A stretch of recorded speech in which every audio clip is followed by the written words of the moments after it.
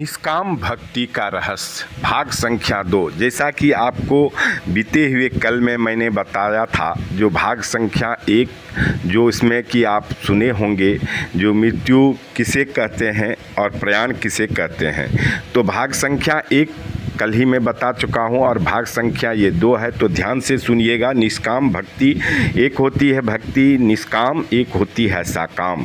तो भाग संख्या 1 में भी बता चुका हूं और आज भाग संख्या 2 में भी बताने जा रहा हूं। ईश्वर को तुमसे कोई चढ़ावा नहीं चाहिए, उसे तो केवल आपका पूर्ण प्रेम चाहिए, तो आपका भाव चाहिए, जिससे अपना सारा प्रेम प्रभु पर उड़ेल दिया, उसी क्षण वे उसके हो गए। सिर्फ कहने या सोचने मात्र से कि तुम ईश्वर से पूरा प्रेम करते हो, प्रेम नहीं हुआ। प्रेम गली बहुत पतली है, इसमें दो नहीं रह सकते। जब तक मैं और मेरापन का बोध है, भोगेच्छा है, कामना है, तब तक उसमें प्रभु के प्रति सात्विक प्रेम का स्थान कहाँ। इसके लिए तो अपने अहंग को छोड़ना होगा, संसार सुख का पूर्ण त्याग करना होगा और केवल भगवान के लिए ही भक्ति करनी होगी। भक्ति का फल केवल ईश्वर ही होना चाहिए। आजकल तो लोग भगवान से संतान मांगते हैं, धन मांगते हैं, व्याधियों एवं दुखों से मुक्ति मांगते हैं। भगवान सोचते हैं मेरे लिए तो कोई मंदिर, मस्जिद, गिरजाघर, गुरुद्वारा जाता नहीं है। जब मुझसे अपना अपना मनोरथ पूरा करने के लिए ही आते हैं, यह तो सच्ची भक्ति नहीं हुई, निष्काम भक्ति नहीं हुई।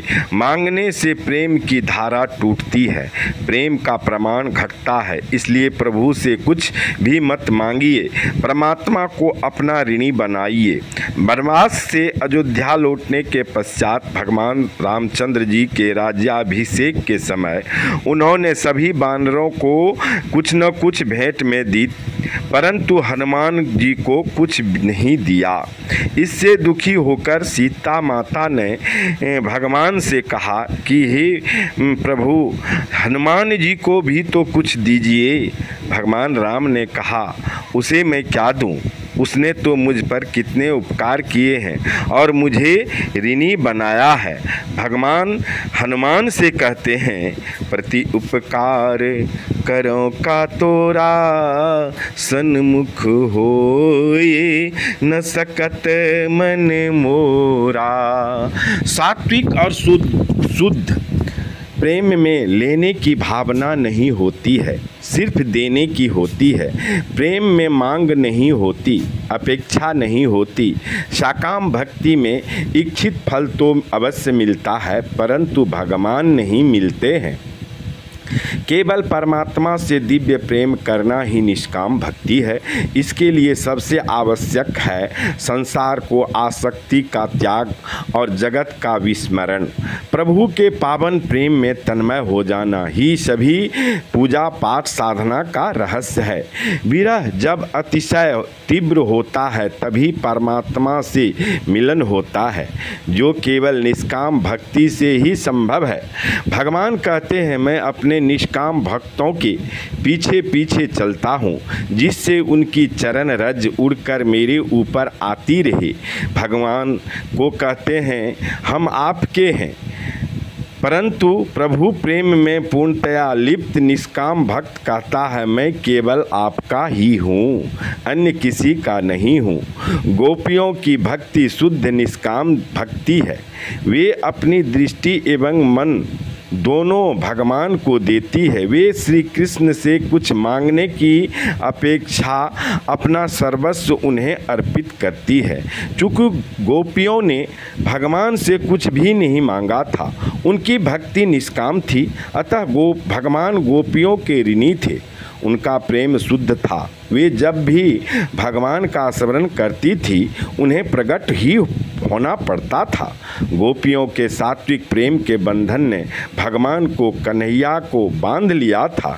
यह सच्चे निष्काम प्रेम का ही बंधन था कि कन्हैया थोड़े से माखन और दही के लिए गोपियों के पीछे पीछे चलता था, उनके इशारे पर नाचता था।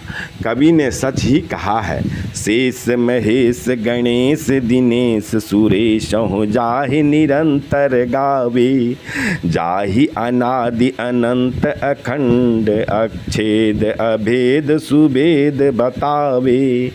नारद से सुख व्यास रटे पचिहारी तौ पुनि पार न पावे। ताहि अहीर की छोहरियाँ छछियाँ भर छाछ पे नाच नचावे। निष्काम भक्ति का श्रेष्ठ दृष्टांत है प्रभु के लिए निष्काम ममता, निष्काम प्रेम। निष्काम प्रेम में मुक्ति की भी कामना नहीं रहती। एक बार श्री कृष्ण ने बीमार होने का नाटक किया, कोई भी औषधि सफल नहीं हुई। तब प्रभु ने किसी सच्चे भक्त की चरण रज औषधि के रूप में मांगी।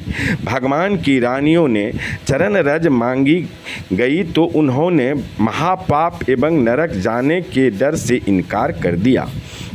अनेक भक्तों ने भी यह कहकर कि उनकी चरण रज भगवान को लगने से उन्हें पाप लगेगा, चरण रज देने से इनकार कर दिया। अतः अंत में जब बात गोपियों तक पहुंची तो गोपियों ने कहा कि अगर हमारी चरण रज से हमारे कृष्ण कन्हैया भले चंगे हो जाएंगे तो हम इसे देने को तैयार हैं। इसके लिए हमें कितना भी दुख क्यों न उठाना पड़े, कन्हैया को सुखी देखने हेतु हम नरक जाने को भी तैयार हैं। उन्होंने अपनी चरण रज दी जिससे श्री कृष्ण अच्छे हो गए एवं गोपियों की निष्काम भक्ति की परीक्षा भी हो गई। अगर तुम ईश्वर से मिलना चाहते हो, उसे प्राप्त करना चाहते हो तो उसकी भक्ति मांगो, उसका प्रेम मांगो, जिसके लिए तुम्हें अपने हृदय को पत्नी प्रेम, पति प्रेम, पुत्र प्रेम, धन दौलत के प्रेम, संसार के प्रेम से खाली करना होगा। अगर तुम ईश्वर से कुछ मांगना ही चाहते हो तो दुख तकलीफ मांगो, ताकि तकलीफ के समय सतत परमात्मा का चिंतन होता रहे। अतिशय दुख भी प्रभु की कृपा ही समझनी चाहिए। शास्त्रों में वर्णन है और ऐसा कहा भी गया है कि सच्चे भक्तों पर भगवान जब कृपा करते हैं तो सर्वप्रथम उसे कुछ विपदा देते हैं, परंतु अंतोगत्वा उसे अपना सर्वस्व दे देते हैं। कृपा के रूप में ईश्वर उसे धन संपत्ति नहीं देते हैं, परंतु सच्चे संत का सत्संग करवा देते हैं। सत्संग ईश्वर कृपा से ही प्राप्त होता है। महाभारत में एक प्रसंग है। महाभारत युद्ध के बाद जब पांडवों को राजपाट मिल गया तब भगवान श्री कृष्ण द्वारिका जाने को तैयार हुए। श्री कृष्ण के जाने की बात सुन कुंती बहुत दुखी हो गई। वह तो यही चाहती थी कि मेरे कृष्ण सदा मेरे साथ रहे ताकि बराबर उनका दर्शन होता रहे। कुंती तो मर्यादा भक्ति की स्वरूप है, अर्थात साधन भक्ति। उससे भगवान का वियोग, उनका विरह सहन नहीं होता। श्री कृष्ण जब सात्विकी और उद्धव जी के साथ द्वारिका गमन हेतु रथ पर प्रस्थान किए तो देखा मार्ग में उनकी फुआ कुंती हाथ जोड़ कर खड़ी है। उन्होंने दारुक सारथी से रथ रुकवाया और नीचे उतर कर पूछा, फूफा जी आप मार्ग में क्यों खड़ी है? मैं आपका भतीजा हूँ, आप मुझे वंदन करें, यह शोभा नहीं देता है। कुंती ने कहा कि मैं आज तक आपको अपना भतीजा मानती थी, किंतु आज मैं जान गई हूँ कि आप ईश्वर हैं। योगी जन आपका ही ध्यान करते हैं। नाथ आप हमारा त्याग न करें। आपने प्रारंभ से ही मेरी विधवा होने पर मेरी एवं मेरे अनाथ पांडवों की बराबर रक्षा की है। आपके बिना तो मैं और सभी पांडव अपने अस्तित्व की कल्पना ही नहीं कर सकते हैं। फिर भी अगर आप जाना ही चाहते हैं तो मुझे एक वरदान देकर जाइए। कुंती जैसा वरदान आज तक न किसी भक्त ने मांगा है और न ही भविष्य में कोई मांगेगा। उसने कहा, हे सर्वेश्वर मुझे ऐसा वरदान दें कि हमारे जीवन में प्रतिपल विपदा आती रहे। विपदा में निश्चित रूप से आपका स्मरण होता है एवं आपके दर्शन होते हैं। आपके दर्शन होने से जन्म मृत्यु से चक्कर से छुटकारा मिल जाता है। श्री कृष्ण ने कहा, फूफी आप क्या मांग रही है? कहीं आपकी बुद्धि तो नहीं फिर गई है? आज तक तो आपने दुख ही दुख मिला है, आज तक तो आपको दुख ही दुख मिला, और अब जब सुख की बारी आई है तो दुख ही होने की इच्छा करती है। कुंती दीन बनकर कहती है, नाथ मैं जो मांग रही हूँ वही ठीक है। दुख ही मेरा गुरु है, क्योंकि दुख में ही मनुष्य सयाना बनता है। दुख में ही मनुष्य को परमात्मा के चरणों में जाने की इच्छा होती है। जिस दुख में प्रभु का स्मरण हो वही सच्चा सुख है, वही संपत्ति है। जिस अवस्था या स्थिति में परमात्मा का स्मरण भजन न हो वही सच्ची विपत्ति है। अतः इसी पल से प्रभु के पावन प्रेम में अपने मन का लय कर दें और केवल उसी के हो जाएं। तो भाइयों, इसके बाद जो भाग 3 में मैं बताने वाला हूँ वो एक प्रसंग है महर्षि वेदव्यास जी की पुत्र सुखदेव जी की, जिसे शंकर भगवान का अवतार बताते हैं, शंकर भगवान के अवतार माने जाते हैं। तो वह प्रसंग होगा निष्काम भक्ति के भाग 3 में।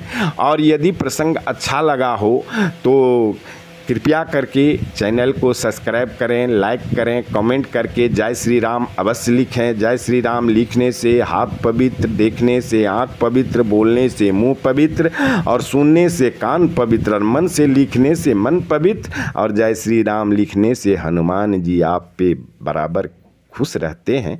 तो चलते चलते जय श्री राम, प्रभु करे आप सबका कल्याण।